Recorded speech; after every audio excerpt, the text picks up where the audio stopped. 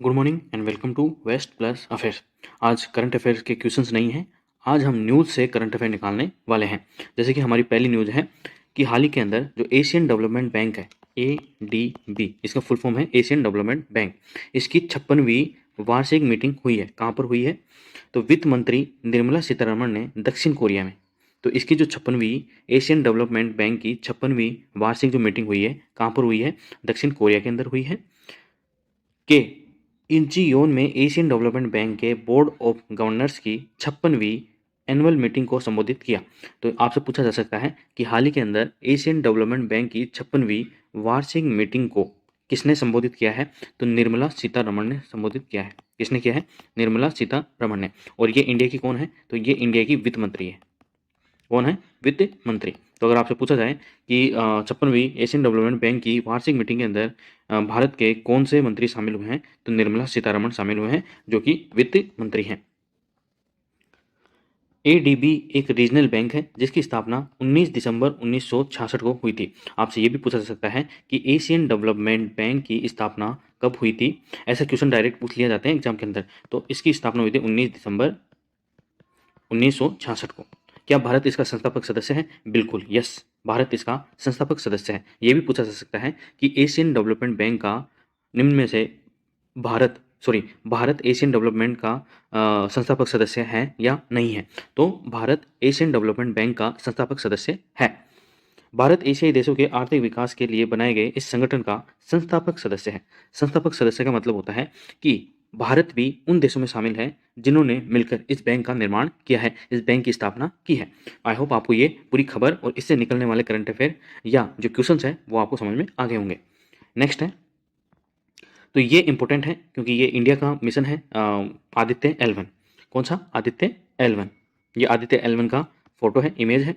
तो क्या है आदित्य L1, वो देख लेते हैं। आदित्य को अंतरिक्ष में लैग्रेंज पॉइंट्स यानी कि L1 जो लैग्रेंज पॉइंट्स होता है वो होता है वो पॉइंट होता है, जैसे कि मान लो ये सन है, क्या है? सूर्य है, और ये पृथ्वी है। तो ये वो पॉइंट होता है जहाँ पर ना तो सन अपनी ओर खींचता है और ना ही पृथ्वी अपनी ओर आकर्षित करता है। मतलब इस पॉइंट के ऊपर ना तो सूर्य का आकर्षण बल, गुरुत्वाकर्षण बल काम करता है, और ना ही पृथ्वी का गुरुत्वाकर्षण बल काम करता है। तो जो सैटेलाइट है वो एक जगह स्थिर रहता है। कक्षा में स्थापित किया जाएगा। इसके जरिए सूर्य पर होने वाली गतिविधियों का 24 घंटे अध्ययन किया जा सकेगा। L1 का आशय अंतरिक्ष में स्थित उन बिंदुओं से होता है जहां दो अंतरिक्ष निकायों जैसे कि सूर्य व पृथ्वी के गुरुत्वाकर्षण बल के कारण आकर्षण एवं प्रतिकर्षण का क्षेत्र उत्पन्न होता है। कहने का मतलब, जैसे अगर सूर्य आकर्षित कर रहा है और पृथ्वी भी आकर्षित कर रही है, तो वो जो पॉइंट होता है वो स्टेबल होता है, मतलब इधर उधर नहीं भागता। तो अगर आपसे पूछा जाए कि निम्न में से आदित्य L1 मिशन किस देश का है, तो भारत का है। और किस ये मिशन किसके लिए है, तो ये सूर्य के ऊपर 24 घंटे निगरानी रखने के लिए, या सूर्य के ऊपर जो होने वाली जो घटनाएं हैं उनका अध्ययन करने के लिए ये मिशन है। इसके अंदर 7 पेलोड है। स्पेसक्राफ्ट आदित्य L1 है, ठीक है। इसे Indian institute of astrophysics Bengaluru के द्वारा डिजाइन और निर्मित किया गया है। आपसे ये भी पूछा जा सकता है कि इसको निम्न में से किसके द्वारा डिजाइन किया गया है, डिजाइन और निर्मित किया गया है, तो Indian institute of astrophysics Bengaluru के द्वारा। 15 लाख किलोमीटर दूर स्थित है L1 पृथ्वी से। तो पृथ्वी से इसकी जो दूरी है वो 15 लाख किलोमीटर है, जबकि सूर्य से पृथ्वी की दूरी 14 करोड़ 96 लाख किलोमीटर है। तो ये तो फैक्ट है, आपको बता दिया। बाकी एग्जाम के अंदर पूछा नहीं जाएगा कि किसकी कितनी दूरी है। सोलर विंड पृथ्वी के वायुमंडल पर क्या असर डालती है, इस पर होगा आदित्य L1 से अध्ययन। भारतीय अंतरिक्ष अनुसंधान संगठन यानी कि इसरो, तो इसरो की स्थापना कब होती है, ये आप मुझे कमेंट बॉक्स में जरूर बताएं। कि पूर्व अध्यक्ष व विज्ञान प्रौद्योगिकी और नवाचार सलाहकार परिषद के अलावा अंतरिक्ष आयोग के सदस्य किरण कुमार के अनुसार सूर्य से आने वाली रेडियो विकिरणों का ऑब्जर्वेशन उदयपुर की सौर वेधशाला से होगा। कौन सी वेधशाला होगा? तो उदयपुर के अंदर जो सौर वेधशाला है उसके द्वारा। अब सूर्य विकिरणों के साथ आने वाले पार्टिकल्स जैसे कि सोलर विंड पृथ्वी के वायुमंडल पर अलग अलग प्रभाव डालती होगी। इसका अध्ययन कर फायदे और नुकसान पर शोध हो पाएंगे। नुकसानदेह सोलर विंड की जानकारी मिलते ही हम उनके समाधान पर बड़े नुकसान से बच पाएंगे, क्योंकि आपको जैसे पता है कि पर्यावरण, क्लाइमेट चेंज हो रहा है, पर्यावरण प्रदूषण हो रहा है और पर्यावरण परिवर्तन भी हो रहा है। इसकी वजह से आने वाले दिनों के अंदर, आने वाले सालों के अंदर, आने वाली सदियों के अंदर जो हमको क्लाइमेट चेंज के कारण जो समस्याएं झेलनी पड़ेगी उनके ऊपर अध्ययन करने से हम उनसे पहले ही बच सकते हैं। पेंगोंग झील में स्थापित की जा रही है यह प्रयोगशाला।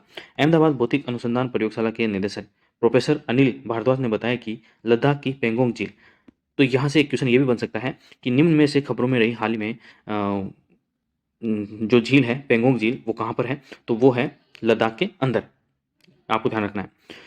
इसके किनारे स्थापित की जाएगी यह प्रयोगशाला। उदयपुर सौर वेधशाला तैयार कर रही है जिसको नासा का सैटेलाइट भी L1 पर स्थित है। अब नासा कहाँ की स्पेस एजेंसी है, तो नासा है अमेरिका की। नासा की solar and heliospheric observatory satellite L1 बिंदु पर ही स्थित है, मतलब वो पहले ही भेज चुके हैं। यह सैटेलाइट नासा और यूरोपीय स्पेस एजेंसी की एक अंतर्राष्ट्रीय सहयोग परियोजना है। आई होप आपको ये पूरे जो न्यूज़ है वो समझ में आई होगी और इससे कौन कौन से क्वेश्चन बन सकते हैं वो भी मैंने आपको समझा दिया है। नेक्स्ट है ये है इंपॉर्टेंट, मतलब ये पूरी मीडिया के ऊपर तमाचा है। इंडिया की जो पूरी मीडिया है ना उसके ऊपर तमाचा है। ये आम आदमी है। कौन है? आम आदमी। आम आदमी वाला पार्टी वाला नहीं, केवल आम आदमी। और ये है मीडिया। तो आम आदमी मीडिया से पूछ रहा कैसा महसूस कर रहे हैं आप। अब ये क्यों पूछ रहा है? क्योंकि हाल ही के अंदर वर्ल्ड प्रेस फ्रीडम इंडेक्स जारी हुआ है। वर्ल्ड प्रेस फ्रीडम इंडेक्स जारी हुआ है 2023 के अंदर, और उसके आंकड़ों के मुताबिक जो भारत की जो रैंक है वो 161वीं चली गई है। मतलब बहुत ज़्यादा कम हो चुकी है 161। मतलब इससे ज़्यादा मीडिया के लिए बुरा तमाचा हो ही नहीं सकता कि बीजेपी के राज में पिछले 9 सालों के अंदर जो मीडिया की जो रैंकिंग गिरी है उसका कोई जवाब ही नहीं है। मतलब मीडिया सच में गोदी मीडिया हो चुका है। यह वर्ल्ड प्रेस फ्रीडम इंडेक्स से साफ साफ पता चल रहा है, क्योंकि भारत की रैंकिंग 161वें स्थान पर चली गई है। तो आपकी क्या राय है इसके ऊपर, आप मुझे कमेंट बॉक्स में ज़रूर बताएं। और आज का हम विचार देख लेते हैं, क्योंकि ये भी ज़रूरी है। आज का विचार देख लेते हैं। आपको सिर्फ उस व्यक्ति से बेहतर बनना है जो आप कल थे। ये पहला दिन, ये दूसरा दिन और ये तीसरा दिन। अगर आप अपने कल के बेहतर आज कर लोगे, मतलब जो बीत चुका है उस कल के मुकाबले अपने आप को आज में सुधार लोगे, तो आप निश्चित ही अपनी सफलता पा लेंगे। तो आपका क्या विचार है इसके ऊपर, इस विचार के ऊपर, तो आप मुझे कमेंट बॉक्स में ज़रूर बताएं।